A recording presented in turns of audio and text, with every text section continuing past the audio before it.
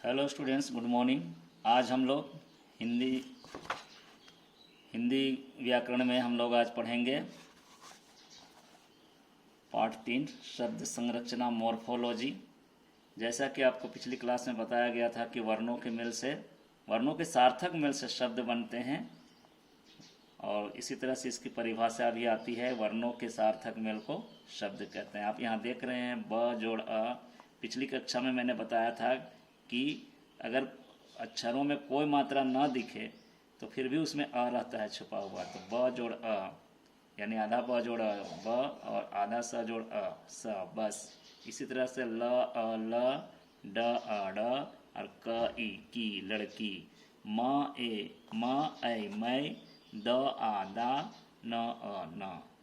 आइए हिंदी भाषा में शब्दों को इस आधार पर हम लोग शब्दों का वर्गीकरण करते हैं।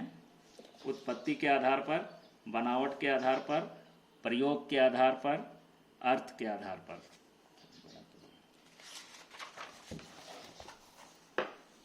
उत्पत्ति के आधार पर शब्द 4 प्रकार के होते हैं। तत्सम शब्द संस्कृत के वे शब्द हैं जो हिंदी में प्रयोग होते हैं, जैसे सर्प, ग्राम, सत्य, सूर्य, जो संस्कृत के ही शब्द हैं, शुद्ध रूप हैं वो।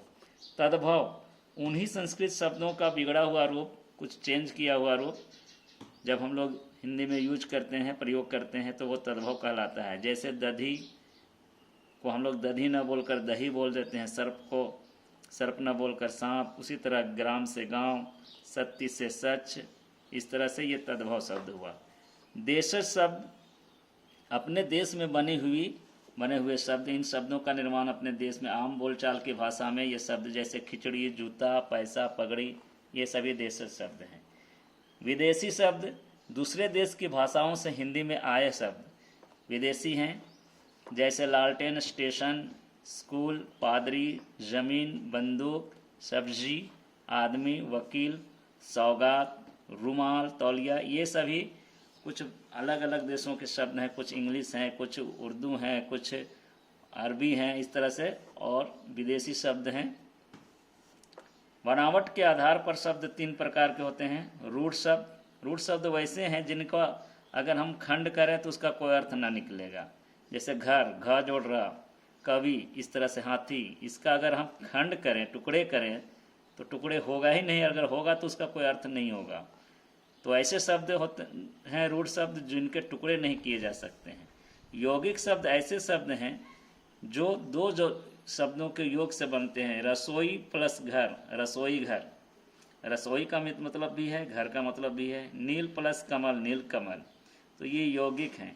योगरूढ़ भी उसी तरह से 2 शब्दों से मिलकर बनते हैं, लेकिन एक विशेष अर्थ, जैसे आपने बहुव्रीहि समास पढ़ा होगा, एक अर्थात वाला जो है, एक विशेष अर्थ वाला है, वही है योगरूढ़ शब्द। नीला जोड़ कंठ, नीलकंठ, नीले या कंठ वाला अर्थात शिव। प्रयोग के आधार पर शब्द 2 प्रकार के होते हैं, विकारी शब्द, अविकारी शब्द। विकारी शब्द में संज्ञा, सर्वनाम, विशेषण और क्रिया आते हैं। इनके रूप हैं आवश्यकता अनुसार लिंग, वचन आदि के अनुसार बदलते हैं। जबकि अविकारी शब्द वो हैं जिनके सभी रूपों में, सभी जगह में समान रूप से प्रयोग होते हैं। इसके बारे में अगले कक्षाओं में हम लोग विशेष चर्चा करेंगे। इसमें क्रिया विशेषण, संबंध बोधक, समुच्चय बोधक, विस्मय आदि बोधक आते हैं। अर्थ के आधार पर पर्यायवाची शब्द, विलोम शब्द, सकारार्थक शब्द है, अनेकार्थक शब्द है, श्रुति संभिन्नार्थक शब्द है वाक्यों के लिए, जो कि आगे आप लोग शब्दकोश में इन शब्दों के बारे में पढ़ेंगे। एक बार आप इस मुख्य बिंदुओं को याद कर लेंगे कि वर्णों के सार्थक मेल को शब्द कहते हैं हिंदी भाषा में। शब्दों को ये सब जो आपके पुस्तक में दिया हुआ है, आपको इसको पढ़ के याद करेंगे। फिर नीचे कुछ प्रश्न दिए हुए हैं, उस प्रश्नों को हल करने की कोशिश करेंगे आप लोग। यहाँ से देखकर शब्द किसे कहते हैं, तो वर्णों के सार्थक मेल को शब्द कहते हैं। इस तरह से उत्पत्ति के आधार पर शब्द कितने प्रकार के होते हैं, यहाँ पर आप देखिए इसका उत्तर दिया हुआ है। इसे आप नोटबुक में लिखेंगे इस प्रश्न को, और इन सब प्रश्नों को आप बुक में ही, अपने पुस्तक में ही पेंसिल से बाकायदा सुंदर सुंदर हैंडराइटिंग में, सुंदर सुंदर लेख में आप लोग लिखेंगे। इन सारे प्रश्नों को हल करके रखेंगे और मुझसे चेक करवाएंगे। ठीक है, फिर मिलते हैं नेक्स्ट क्लास में। ओके।